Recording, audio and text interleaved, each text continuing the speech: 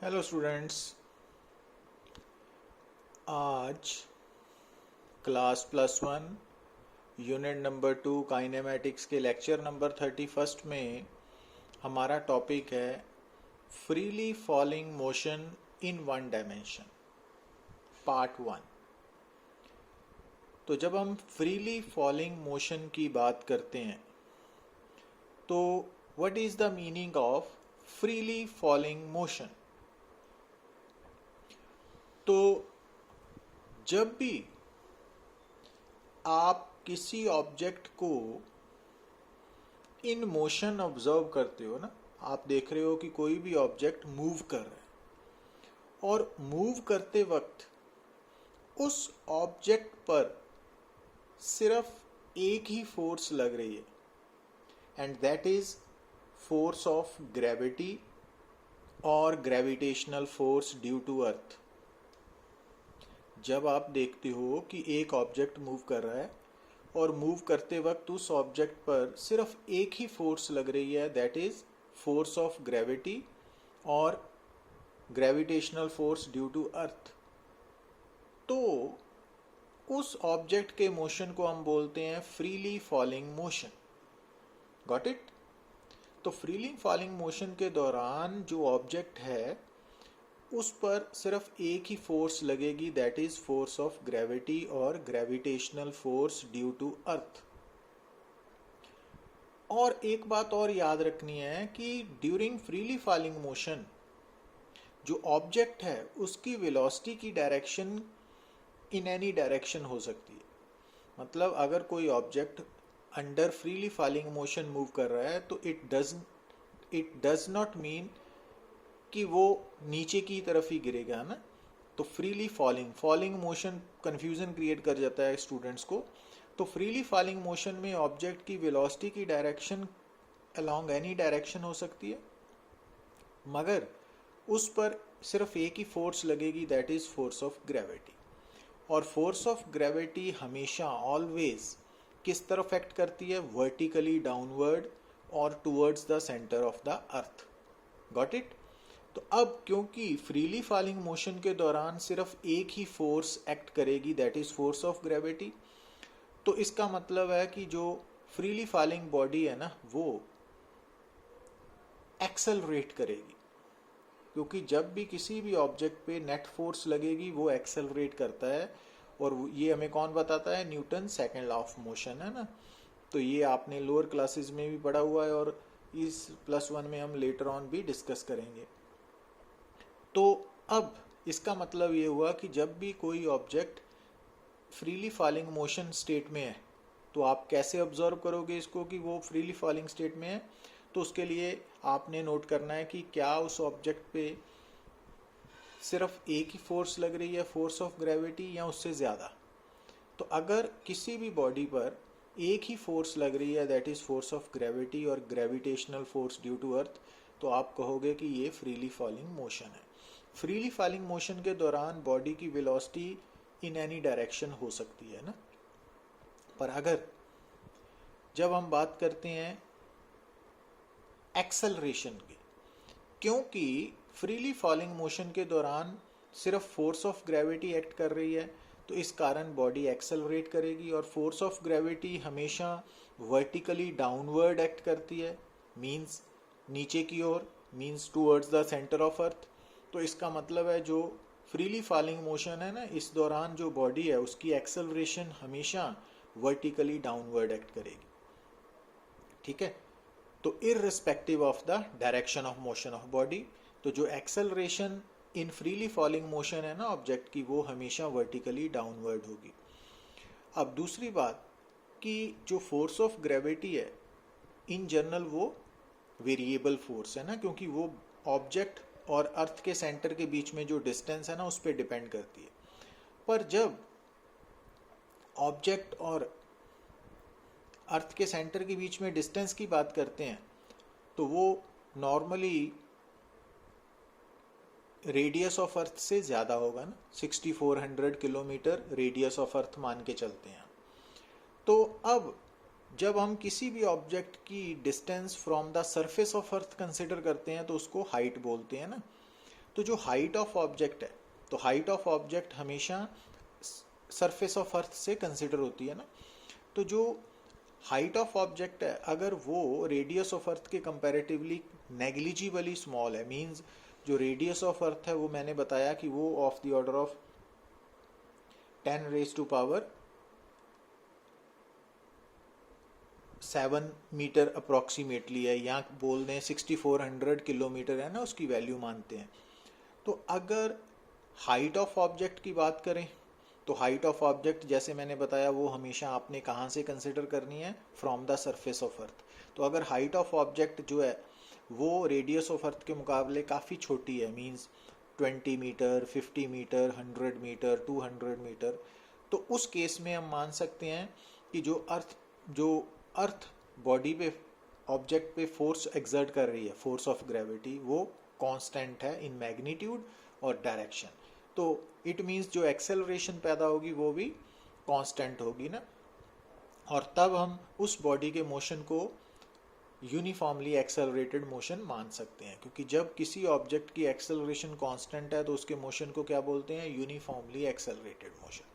तो ओवरऑल आपने freely falling motion को कैसे याद रखना है कि फ्रीली फॉलिंग मोशन की पहचान आपके लिए क्या है कि उस मोशन के दौरान पॉइंट ऑब्जेक्ट पे या बॉडी पे सिर्फ एक ही फोर्स एक्ट करेगी, that is force of gravity.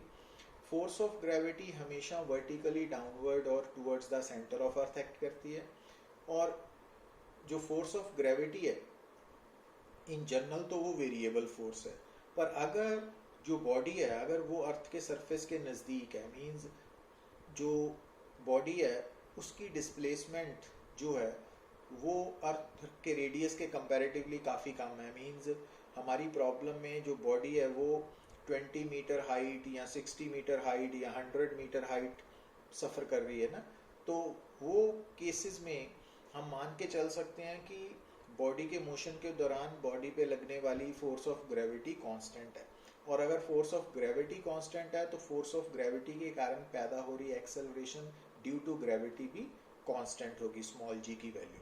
और स्मॉल जी की value near the surface of earth हम क्या मान के चलते हैं, स्टैंडर्ड वैल्यू मान के चलते हैं 9.8 मीटर पर स्क्वायर सेकेंड, बट कई बार हमें प्रॉब्लम में उसकी वैल्यू 10 मीटर पर स्क्वायर सेकेंड भी गिवन होगी ना, तो ये आपने ख्याल रखना है। और ये बात हमेशा याद रखनी है कि फ्रीली फॉलिंग मोशन जब एक बार डिसाइड हो गया तो उस मोशन के दौरान आपने ऑब्जेक्ट की एक्सेलरेशन ड्यू टू ग्रेविटी कितनी लेनी है, स्मॉल जी, और स्मॉल जी की वैल्यू 9.8 मीटर पर स्क्वायर सेकेंड या 10 मीटर पर स्क्वायर सेकेंड में से आपको गिवन होगी ना। दूसरी बात कि जो एक्सेलरेशन ड्यू टू ग्रेविटी है ना वो हमेशा वर्टिकली डाउनवर्ड एक्ट करेगी, मींस फ्रीली फॉलिंग मोशन के दौरान जो ऑब्जेक्ट है उसकी वेलोसिटी चाहे किसी भी डायरेक्शन में हो, ऊपर हो, नीचे हो, लेफ्ट हो, राइट हो, आगे हो, पीछे हो, बट जो फोर्स ऑफ ग्रेविटी है and acceleration due to gravity है वो हमेशा वर्टिकली डाउनवर्ड ही एक्ट करेगी, ये बात आपने भूलनी नहीं है। तो अब क्योंकि हमारा हेडिंग है freely falling motion in one dimension, तो freely falling motion in one dimension में जो ऑब्जेक्ट है ना उसकी वेलोसिटी की डायरेक्शन आइदर वर्टिकली अपवर्ड होगी और vertically downward. Means in general अगर बात करें ना तो फ्रीली फॉलिंग मोशन में जो वेलोसिटी है उसकी direction upward, downward, left, right, आगे पीछे कुछ भी हो सकती है ना, पर freely falling motion in one dimension में जो वेलोसिटी की डायरेक्शन है वो हमेशा या तो वर्टिकली अपवर्ड होगी या वर्टिकली डाउनवर्ड होगी, तो इनमें से कोई और डायरेक्शन नहीं हो सकती है ना। जबकि एक्सेलरेशन ड्यू टू ग्रेविटी की डायरेक्शन हमेशा फ्रीली फॉलिंग मोशन में वर्टिकली डाउनवर्ड होगी और उसका मैग्नीट्यूड 9.8 मीटर पर स्क्वायर सेकेंड और 10 मीटर पर स्क्वायर सेकेंड होगा। तो ये बातें आपने भूलनी नहीं है। अब क्योंकि freely falling motion in one dimension में जो ऑब्जेक्ट है वो near the surface of earth move करेगा और जो डिस्प्लेसमेंट इन्वॉल्व है उसकी वैल्यू रेडियस ऑफ अर्थ के कंपैरेटिवली काफ़ी कम होने के कारण जो स्मॉल जी है, एक्सेलरेशन ड्यू टू ग्रेविटी की वैल्यू है, उसका मैग्नीट्यूड और डायरेक्शन फिक्स रहेंगे ना, और फिक्स रहने के कारण मींस कांस्टेंट रहेंगे। तो इसका मतलब है कि जो freely falling motion in one dimension है वो एग्जाम्पल बन जाएगा यूनिफॉर्मली एक्सेलरेटेड मोशन की। अब अगर एक्सेलरेशन कांस्टेंट है तो हम उस मोशन को स्टडी करने के लिए ये जो इक्वेशंस है v is equal to u plus a t, s is equal to u t plus half a t square, v square minus u square is equal to 2as s nth u plus a by two into 2n minus 1, v average is equal to, ये equations को हम apply कर सकते हैं in freely falling motion. Simply करना क्या है कि ए को हमने स्मॉल जी के साथ रिप्लेस करना है। बट जैसा कि मैंने आपको पहले बताया था कि वन डायमेंशनल मोशन में ये जितनी भी वेक्टर क्वांटिटीज़ है तो इनकी डायरेक्शन को आपने प्लस या माइनस साइन से रिप्रेजेंट करना है, साथ में उनका मैग्नीट्यूड लिखना होता है ना। तो अब ये बात हमने डिस्कस कर लिया है कि अगर अर्थ के रेडियस की बात करें तो वो 6400 किलोमीटर के करीब है ना। तो अगर ए और बी के बीच में जो हाइट इन्वॉल्व है वो रेडियस ऑफ अर्थ के मुकाबले काफ़ी कम है, तो ए और बी के दौरान जब बॉडी मूव करेगी तो जी की वैल्यू कांस्टेंट रहेगी, both in magnitude as well as direction. तो यूनिफॉर्मली एक्सेलरेटेड मोशन मान सकते हैं ना। अच्छा, और एक बात और जो आपने नोट करनी है वो क्या, कि जब भी ऑब्जेक्ट को हम ड्रॉप करते हैं ना फ्रॉम ए गिवन प्लेस और गिवन पॉइंट, तो जब आपके सामने स्टेटमेंट में लिखा हो कि एन ऑब्जेक्ट इज ड्रॉप्ड, तो ड्रॉप्ड के वक्त जब बॉडी ड्रॉप हुई है तो उसकी इनिशियल वेलोसिटी आपने कितनी लेनी है, तो वो डिपेंड करेगा कि जिस जगह से, जिस प्लेस से, जिस पोजीशन से ऑब्जेक्ट ड्रॉप हो रहा है उस जगह पे उसकी कितनी वेलोसिटी है ना। मींस अगर मान लीजिए कि एक ऑब्जेक्ट को हमने ड्रॉप किया from the roof of A high building और टावर, तो अब क्योंकि रूफ जो है वो रेस्ट पे है तो it means initial velocity of object zero होगी ना। बट अगर मान लीजिए कि हमने ऑब्जेक्ट को ड्रॉप किया है from a balloon rising vertically upward with velocity 5 metre पर सेकेंड, तो अगर हमने बैलून से ड्रॉप किया है ऑब्जेक्ट को और बैलून की वेलोसिटी है 5 मीटर पर सेकेंड, और जब हमने बैलून से उसको ड्रॉप किया है तो उस बॉडी की इनिशियल वेलोसिटी भी 5 मीटर पर सेकेंड ही होगी और वर्टिकली अपवर्ड होगी। तो ये बात भूलनी नहीं है कि जब भी कोई ऑब्जेक्ट किसी भी पॉइंट से ड्रॉप होगा तो उसकी इनिशियल वेलोसिटी कितनी लेनी है, तो सबसे पहले आपने कंसंट्रेट करना है कि जिस जगह से वो ड्रॉप हो रही है उस जगह की कितनी वेलोसिटी है। तो जो वेलोसिटी उस प्लेस की है वही वहाँ से ड्रॉप होने वाले ऑब्जेक्ट की वेलोसिटी होगी, इनिशियल वेलोसिटी होगी। ये बात भी याद रखनी है। और ये किस कारण है? Due to inertia. तो इनर्शिया के कारण ये सारा कुछ है। अच्छा, अब फिर ये इक्वेशंस को आपने भूलना नहीं है कि अगर आप relative position of object A with respect to B निकालते हो तो एक्स ए बी, तो x A E minus x B E है ना।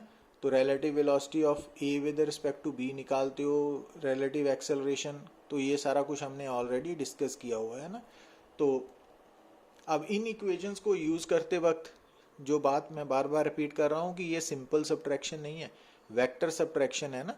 तो यहाँ पर वैल्यूज़ को सब्स्टिट्यूट करते वक्त प्लस माइनस साइन भी इंक्लूड करने हैं, क्योंकि हम वन डायमेंशनल मोशन की बात करते हैं। तो वन डायमेंशनल मोशन में हम जो डायरेक्शंस है उनको प्लस और माइनस साइन के साथ रिप्रेजेंट करते हैं ना।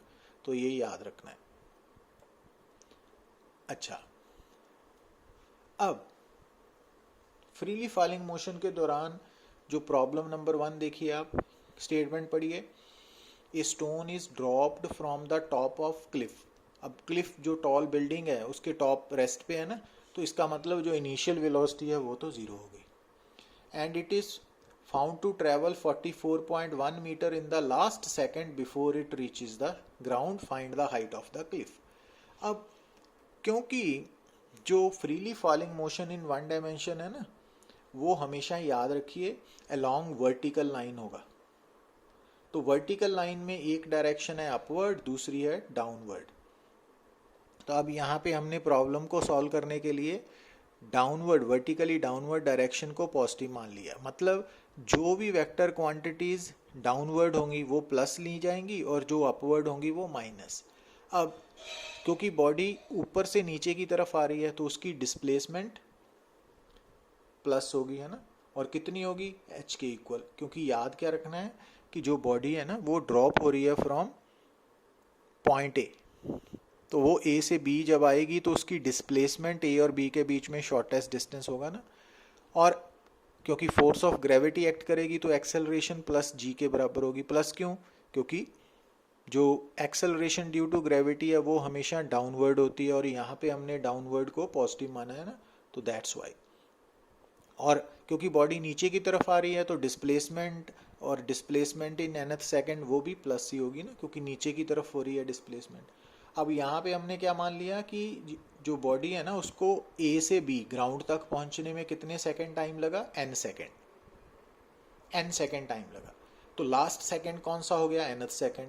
तो nth सेकेंड में उसने कितना डिस्प्लेसमेंट कवर की, 44.1 मीटर। तो अब एस nth वाला फार्मूला लगा के उसमें u और a की वैल्यू सब्स्टिट्यूट करके s की वैल्यू है ना, तो वहाँ से n निकाल लिया। तो इसका मतलब अब हमें मालूम पड़ गया कि बॉडी को ऊपर से नीचे पहुँचने के लिए कितना टाइम लग गया। अब हमने h की वैल्यू निकालनी है, तो उसके लिए दोबारा कौन सी इक्वेशन यूज़ होगी, s is equal to u t plus half a t square है ना। तो अब t की वैल्यू हम निकाल चुके हैं, क्योंकि a से b तक का जो टाइम है वो 5 सेकेंड है ना। तो अगर हमने a से b तक का टाइम 5 सेकेंड सब्स्टिट्यूट किया तो जो डिस्प्लेसमेंट आएगी वो भी a से b तक वाली आएगी, मीन्स हाइट ऑफ टावर आएगी। Got it.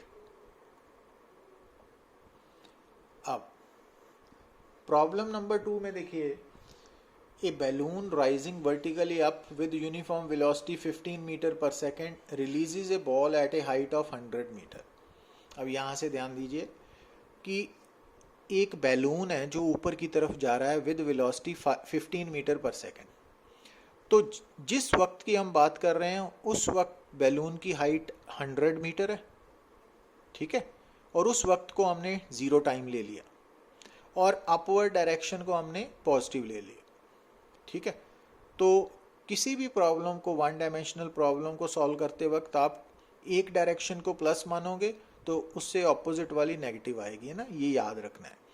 अब क्योंकि जब बैलून 100 मीटर हाइट पे है उस टाइम को हमने 0 टाइम ले लिया, और उस वक्त बैलून की जो वेलोसिटी है वही वेलोसिटी किसकी होगी, वही इनिशियल वेलोसिटी होगी बॉल की, जो उस वक्त बैलून से रिलीज हो रही है ना।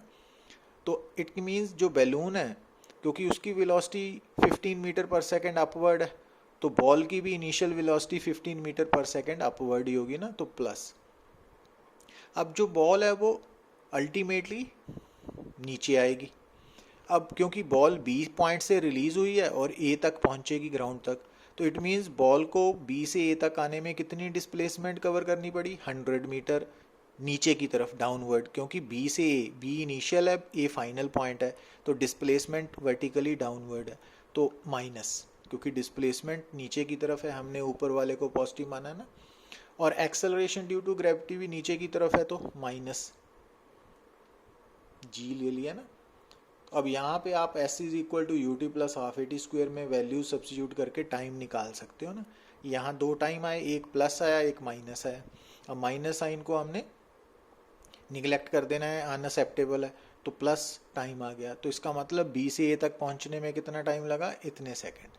अब हमने क्या निकालना है कि calculate the time taken by the ball to hit the ground and total height of the balloon when the ball hits the ground. अब देखिए, जब बैलून से बॉल ड्रॉप हुई थी तब उसकी हाइट 100 मीटर थी। अब बैलून क्योंकि खुद भी मोशन में है तो वो चलता जा रहा है ऊपर की तरफ, ठीक है ना, और कांस्टेंट वेलोसिटी से जा रहा है। तो इट मीन्स 6.2 सेकेंड में जो बैलून है वो बी से कितना और आगे बढ़ जाएगा, 15 इंटू 6.2 है ना। तो इट मीन्स उसकी टोटल हाइट कितनी हो जाएगी, 100 प्लस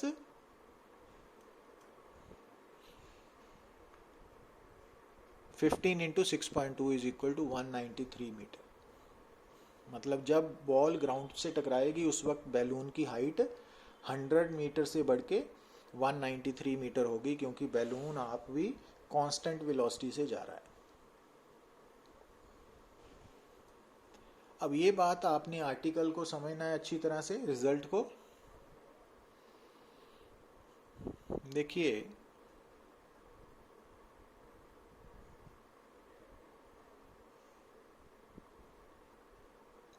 जब आप किसी भी ऑब्जेक्ट को वर्टिकली अपवर्ड थ्रो करते हो, ठीक है, तो हमने ए पॉइंट से ऑब्जेक्ट को ऊपर की तरफ थ्रो किया with initial velocity u at time 0 मान लिया ना, उस समय का टाइम हमने 0 ले लिया।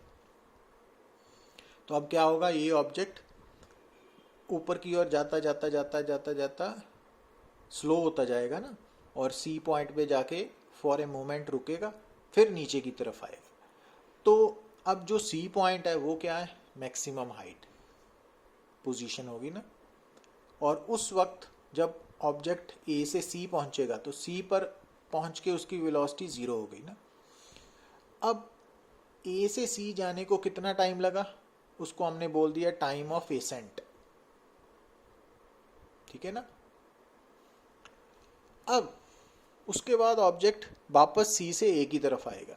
तो हमने क्लैरिटी को ध्यान में रखते हुए ना, जो रेड कलर की लाइन है वो थोड़ा एक्स्ट्रा ड्रॉ की है, साथ में ड्रॉ की है ना। एक्चुअली तो ऑब्जेक्ट ए से सी जाएगा और वापस भी सी से ए की तरफ ही आएगा, पर हमने क्लैरिटी के लिए रेड कलर की लाइन ली है ना, तो ये सिर्फ आपकी क्लैरिटी के लिए। अदरवाइज बी और ए पॉइंट एक ही पॉइंट है, रेड और ब्लू लाइन एक ही लाइन है ना। एक ऊपर जाने वाला रास्ता है, दूसरा नीचे आने वाला है ना। जब आप किसी भी ऑब्जेक्ट को वर्टिकली अपवर्ड थ्रो करोगे ना, तो वो जिस रास्ते पे से जाएगा उसी रास्ते से वापस आएगा। अब सी से बी की तरफ आने, बी और ए एक ही पॉइंट है, याद रखना। तो सी से बी या सी से ए आने के लिए कितना टाइम लगेगा, टाइम ऑफ डिसेंट, है ना। अब कैपिटल टी क्या है, भी पहले ए से सी और वापस सी से वापस ए या बी, तो time of flight, total time of flight. अब टोटल टाइम ऑफ फ्लाइट का किसका बना हुआ है, time of ascent plus time of descent. आप टाइम ऑफ एसेंट या डिसेंट निकाल सकते हो, कैसे निकालोगे आप, v is equal to u plus 18 use करिए आप। अब टाइम ऑफ एसेंट क्या है,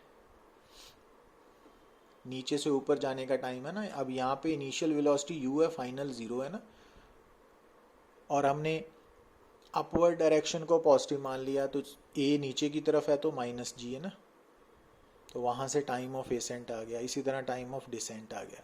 अब याद क्या रखना है कि फ्रीली फॉलिंग मोशन में जब आप किसी ऑब्जेक्ट को वर्टिकली अपवर्ड थ्रो करते हो ना, तो जितनी वेलोसिटी से आप थ्रो करोगे, आपने ए पॉइंट से ऑब्जेक्ट को कितनी वेलोसिटी से थ्रो किया, u वेलोसिटी अपवर्ड से, तो जब वो वापस ए पे पहुंचेगा तो उसकी जो फाइनल वेलोसिटी होगी वो मैग्नीट्यूड तो u ही होगा, बट डायरेक्शन डाउनवर्ड होने के कारण माइनस लिख दिया ना।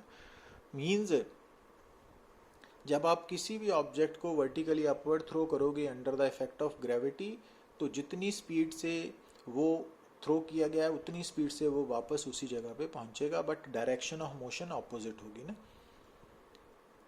अब ये बात हमने यहाँ से प्रूव किया ना, कि जब हमने ए से सी और वापस ए की बात की, तो ए की इनिशियल वेलोसिटी u है और फाइनल वेलोसिटी कैपिटल V है ना, ये फार्मूला। अब क्योंकि वापस ए पे ही आ गया है तो s 0 है ना, तो v square is equal to u square, v is equal to minus u बनेगा ना ऑप्शन में। तो आपने याद क्या रखना है कि फ्रीली फॉलिंग मोशन के दौरान जब आप किसी भी ऑब्जेक्ट को वर्टिकली अपवर्ड थ्रो करते हो ना, तो एक तो जितनी वेलोसिटी से उसको प्रोजेक्ट किया गया है उतनी ही वेलोसिटी से वो आप वहीं पे वापस आएगा, but in opposite direction. Time of ascent और टाइम ऑफ डिसेंट बराबर होंगे u बाई जी के, और दोनों time of ascent plus time of descent मिलके टोटल टाइम ऑफ फ्लाइट बनेगा, ठीक है ना।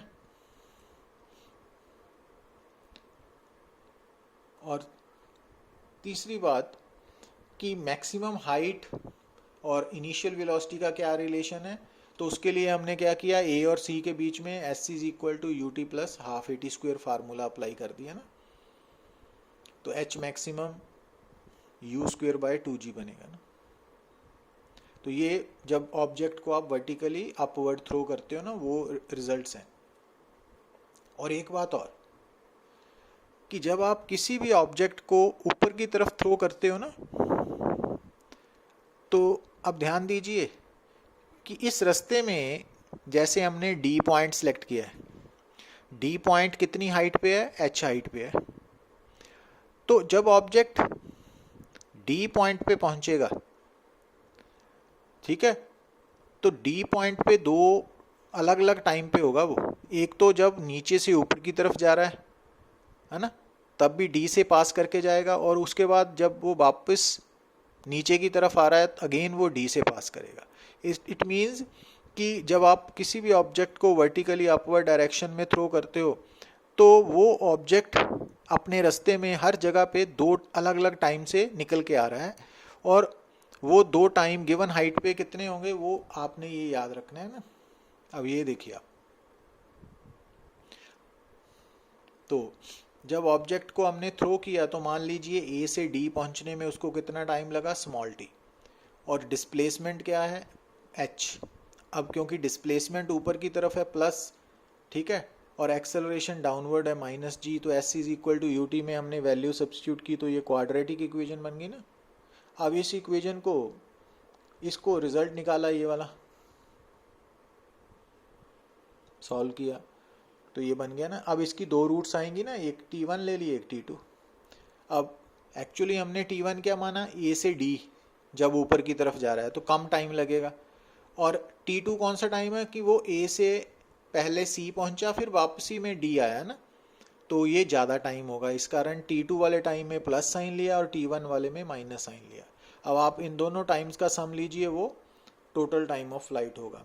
तो इसका मतलब ये रिजल्ट भी याद रखना है कि जब आप किसी भी ऑब्जेक्ट को वर्टिकली अपवर्ड थ्रो करते हो तो वो ऑब्जेक्ट अपने रास्ते पे किसी भी पॉइंट पे दो अलग अलग टाइम पे होगा, और उन दोनों टाइम्स का सम जो है ना वो टोटल टाइम ऑफ फ्लाइट के इक्वल होगा। तो ये बात भूलनी नहीं। और अगर आपको टोटल टाइम ऑफ फ्लाइट मालूम हो तो आप time of ascent, time of descent निकाल सकते हो, वो टोटल टाइम ऑफ फ्लाइट का हाफ होगा ना। तो ये रिजल्ट्स हैं जो आपने याद रखने हैं ना। मतलब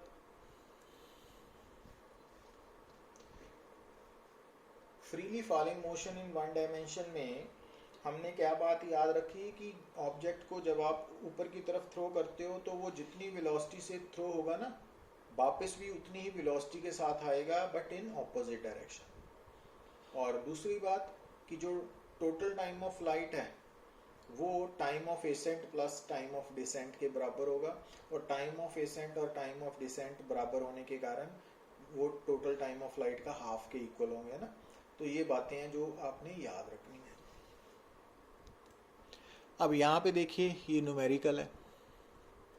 problem 3, A ball throne up is caught by the thrower after 4 seconds. How high did it go and with what velocity was it thrown? जैसा कि पहली स्टेटमेंट में किया है कि एक बॉल थ्रो अप की, थ्रोअर ने आफ्टर 4 सेकेंड उसको कॉट किया, means total time of flight 4 second है, तो टाइम ऑफ एसेंट क्या हो गया 2 सेकेंड, ठीक है ना, डिसेंट भी 2 सेकेंड हो गया। अब टाइम ऑफ एसेंट का फार्मूला क्या होता है, U/G, है ना, तो वहां से आप U निकाल सकते हो ना।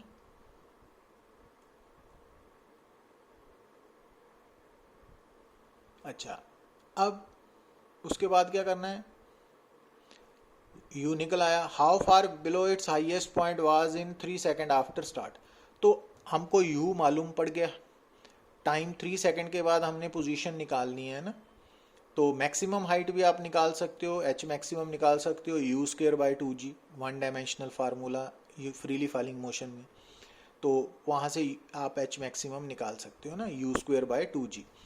अच्छा, अगर H मैक्सिमम भी निकल आया तो हमने अब पोजीशन ऑफ ऑब्जेक्ट निकालनी है आफ्टर 3 सेकेंड, तो फ्रॉम द हाईएस्ट पॉइंट। तो अब S is equal to u t plus half AT square में T 3 सेकेंड लीजिए, एक्सेलरेशन माइनस G के इक्वल लेनी है अपने, है ना, U की वैल्यू हम निकाल चुके हैं तो वहाँ से H आ जाएगा, तो ये H नीचे से है ना, तो हमने ऊपर से बताना है ना पोजीशन। तो अब मैक्सिमम हाइट आपको मालूम ही है, तो 19.6 में से 14.7 को सब्ट्रैक्ट कर दीजिए, तो इट मीन्स ये पॉइंट हाइट से 4.9 मीटर बिलो है ना। तो ऐसी बात समझनी है। अब यहां देखिए आप, from the top of tower 100 meter in height a ball is dropped and at the same instant another ball is projected vertically upwards from the ground so that it just reaches the top of tower. At what height do the two balls pass one another? है ना, अब ध्यान समझने कि एक ball को जैसे ही हमने नीचे से थ्रो किया तो दूसरी बॉल को मैक्सिमम हाइट से ड्रॉप किया, टावर की, है ना, तो उसकी यू तो ज़ीरो होगी। अब इसकी यू आपने निकालनी है, कैसे निकालनी है, क्योंकि आपको बताया गया है कि ये जो बॉल है ना, जब इसको हमने ऊपर की तरफ थ्रो किया तो just reaches the maximum height, top of tower, है ना। मतलब अब जो नीचे वाली बॉल है ना, ये बॉल, उसके लिए एच मैक्सिमम 100 मीटर है, तो उसकी u की वैल्यू निकाल सकते हो, h maximum is equal to u square by 2g, है ना, वहाँ से हमने u की वैल्यू निकाल ली। तो a की इनिशियल वेलोसिटी मालूम पड़ गई, b की 0 है ना। अब a और b दोनों के बीच में इनिशियल सेपरेशन कितनी है, 100 मीटर। अब जब a ऊपर की तरफ बढ़ रही है, b नीचे की तरफ आ रही है, तो मान लीजिए c क्या है, दोनों का मीटिंग पॉइंट है एट टाइम t। मतलब a को c तक पहुंचने में t टाइम लगा और b को भी c तक पहुंचने में t टाइम लगा। क्यों? क्योंकि दोनों ने साइमल्टेनियसली मोशन स्टार्ट किया है ना। तो अब इस प्रॉब्लम को आप रिलेटिव मोशन से भी सॉल्व कर सकते हो, क्योंकि a की इनिशियल वेलोसिटी मालूम है, b की भी मालूम है, a की एक्सेलरेशन भी -g है, b की भी -g है ना, दोनों फ्रीली फॉलिंग स्टेट में है, तो दोनों की रिलेटिव एक्सेलरेशन 0 आ गई। Relative acceleration of A with respect to B 0 आ गई ना, क्योंकि दोनों की एक्सेलरेशन सेम है, इक्वल मैग्नीट्यूड में भी डायरेक्शन। अब रिलेटिव एक्सेलरेशन 0 का मतलब है कि with respect to each other. अब ध्यान दीजिए कि जो बॉल ए है ना, जो नीचे से ऊपर की तरफ जा रही है, अगर विद रिस्पेक्ट टू अर्थ बात करें तो उसका मोशन है यूनिफॉर्मली एक्सेलरेटेड मोशन। इसी तरह जो ऑब्जेक्ट या बॉल बी है ना, उसका भी motion with respect to earth uniformly accelerated motion है, but with respect to each other.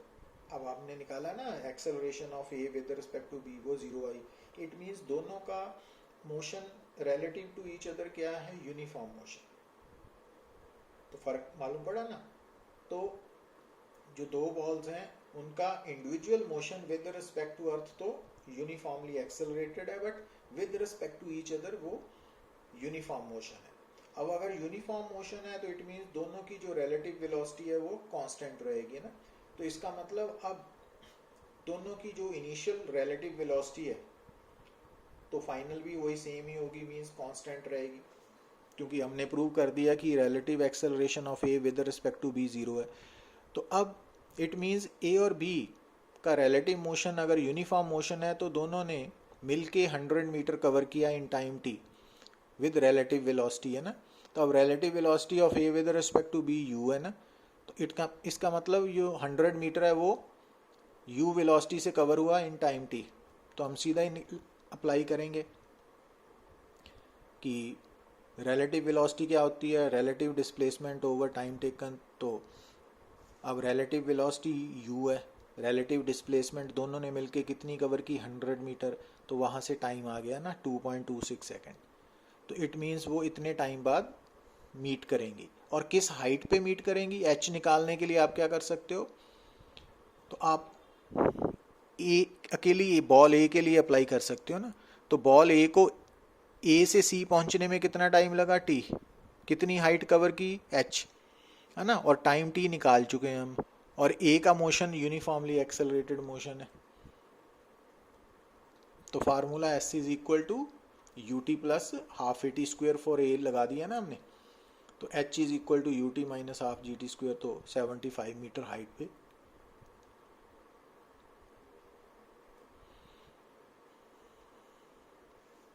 अब यहां देखिए आप, प्रॉब्लम नंबर 5 में a ball is dropped from a bridge 122.5 metre above a river.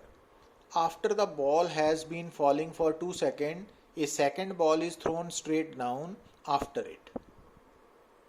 तो पहली बॉल को हमने ड्रॉप किया कितनी हाइट से? 122.5 मीटर से। तो वो सरफेस पे आके टकराएगी। अब जब उसने गिरना शुरू किया तो 2 सेकंड बाद हमने सेम हाइट से दूसरी बॉल को ड्रॉप नहीं किया, थ्रो किया vertically downward with some initial velocity, और वो बॉल भी उसी वक्त रिवर के सरफेस पे टकराई जिस वक्त पहली बॉल टकराई ना। इसका मतलब अगर पहली बॉल को टाइम लगा है t सेकेंड, तो दूसरी बॉल को सेम हाइट कवर करने में कितना टाइम लगा? t-2 सेकेंड, है ना। तो पहली बॉल ने कितनी हाइट कवर की? 122.5 मीटर, तो वो टाइम 5 सेकेंड आ गया, s is equal to ut plus half a t square से। और यहाँ हमने नीचे वाली डायरेक्शन को पॉजिटिव ले लिया ना, तो अब सेकेंड बॉल को कितना टाइम लगा? 3 सेकेंड, है ना।